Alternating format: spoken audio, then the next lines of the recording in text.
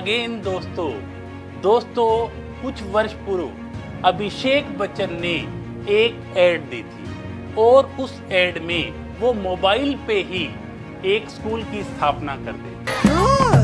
2 3s are 6, 2 3s are 6, 2 5s are 10। उसका नाम रखते हैं आइडिया स्कूल। और उस समय ऐसा लगता है ये तो एक मजाक है। क्या वास्तव में ऐसा कभी हो सकता है कि मोबाइल पे ही स्कूल बन जाए, मोबाइल पे ही क्लास शुरू हो जाए?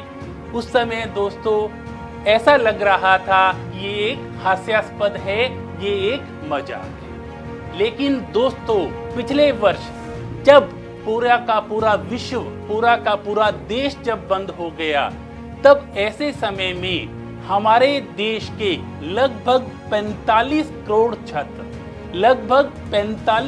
छात्र घर पे बैठने को मजबूर हो गए और पूरे के पूरे स्कूल, पूरे के पूरे जो सेंटर हैं वो सारे के सारे सेंटर बंद हो गए। ऐसे समय में अभिषेक बच्चन की वही एड दोबारा याद आई और दोबारा हमारे माइंड में ये कॉन्सेप्ट आया कि क्यों न हम एक आइडिया स्कूल शुरू कर दें। दोस्तों उस समय एक आइडिया कॉन्सेप्ट को लाया गया। आइडिया में दोस्तों 4 वर्ड होते हैं। पहला वर्ड है आई फॉर इनिशिएट। दोस्तों उस समय जब डर और दहशत का माहौल था, उस समय हमारे जो टीचर्स हैं वाईफाई, नेट, इंफ्रास्ट्रक्चर इनका पर्याप्त अभाव था। इनके बारे में हमारे शिक्षकों को बहुत ज़्यादा जानकारी नहीं थी। लेकिन दोस्तों हमारे शिक्षकों ने उस समय इनिशिएट लिया और इनिशिएट लेके उन्होंने अपने घर की जिम्मेवारियां भी निभाई और घर की जिम्मेवारियों के साथ साथ उन्होंने बंद दरवाजों में बच्चों को पढ़ाना शुरू कर दिया। जी हाँ दोस्तों, उस समय हमारा पूरा का पूरा देश बंद था, घरों के दरवाजे बंद थे। लेकिन उस समय देश में शिक्षा को प्रवाहित किया हमारे शिक्षकों ने। उन्होंने घर बैठ के नए इनोवेशन किए और इनोवेशन के द्वारा देश की नसों में शिक्षा का प्रवाह उन्होंने जारी रखा। और दोस्तों उन शिक्षकों की वजह से हमारे बच्चों का 1 वर्ष बच गया। दोस्तों यदि ऑनलाइन एजुकेशन शुरू नहीं की जाती तो हमारे बच्चों का 1 वर्ष पूर्ण रूप से क्या हो जाता, खराब हो जाता। और न केवल हम 1 वर्ष पीछे हो जाते, हमारे बच्चे 1 वर्ष पीछे हो जाते, बल्कि हमारा पूरा का पूरा देश 1 वर्ष पिछड़ जाता।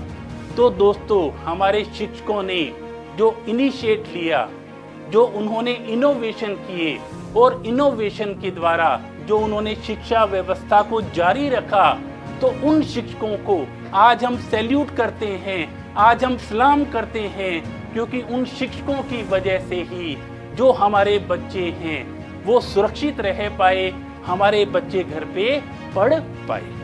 दोस्तों आइडिया में दूसरा कॉन्सेप्ट है डी फॉर डायलॉग।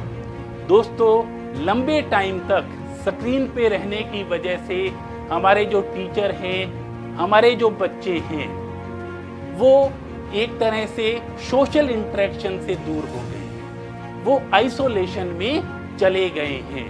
और कई बार हमें ये लगता है कि वो हेडेक और हेवी आइज के भी शिकार हो रहे हैं। जी हाँ दोस्तों, हेडेक और हेवी आइज के भी शिकार हो रहे हैं। तो दोस्तों ऐसा केवल हमारे बच्चे ही नहीं हो रहे, बल्कि हमारे शिक्षक भी हो रहे हैं, क्योंकि वो लंबे टाइम तक मेहनत करके पढ़ा रहे हैं, न वो रुके थे न वो थके थे।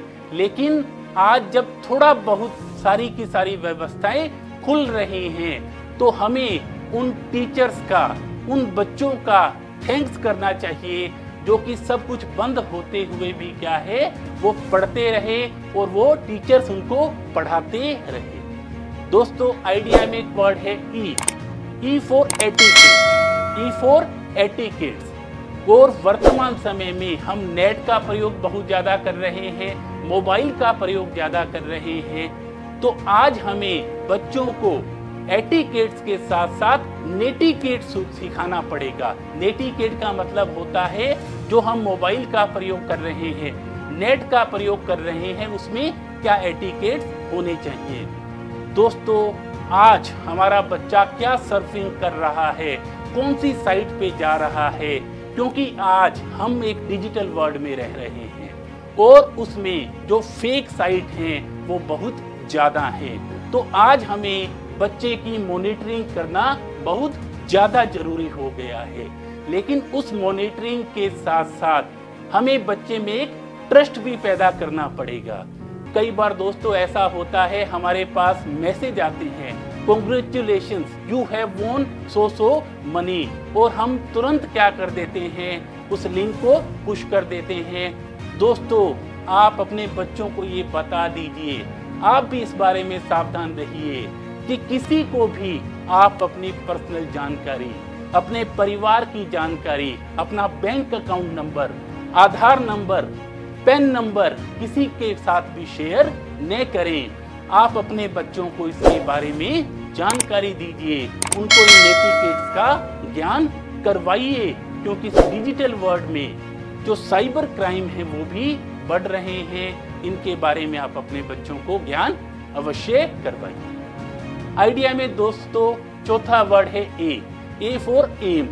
दोस्तों जो हमारे शिक्षकों का एम था वो बच्चों को बेटर एजुकेशन प्रोवाइड करवाना था, और हमारे बच्चों का जो एम है वो है एक लक्ष्य, वो है एक सफलता।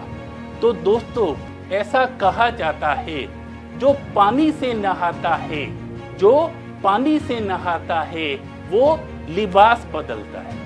जो पानी से नहाता है वो क्या करता है, लिबास बदलता है।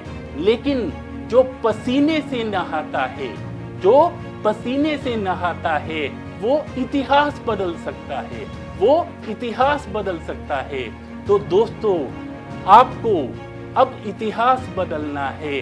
जो विद्यार्थी घर बैठे पढ़ रहे हैं या काफी टाइम से पढ़ रहे हैं, तो दोस्तों आपको आज इतिहास बदलना है। आपको सफलता आपकी इंतजार कर रही है, आपकी मंजिल आपकी इंतजार कर रही है। आपको केवल मेहनत और धैर्य के साथ उसे प्राप्त करना है। उसके लिए आप मेहनत करते रहिए और इस आइडिया के कॉन्सेप्ट के द्वारा एक आइडियल स्टेज की ओर आप बढ़िए, क्योंकि दोस्तों अब स्थितियां काफी बदल चुकी हैं। लेकिन जो डिजिटल वर्ल्ड में हम प्रवेश कर चुके हैं, ये डिजिटल वर्ल्ड अब हमारे साथ ही चलने वाला है। तो आज के दिन हमारे जो पेरेंट्स हैं, हमारे जो शिक्षक हैं और जो हमारे बच्चे हैं, वो इस आइडिया कॉन्सेप्ट को अपनाते हुए जीवन में आगे बढ़ें। इन्हीं शुभकामनाओं के साथ थैंक यू सो मच।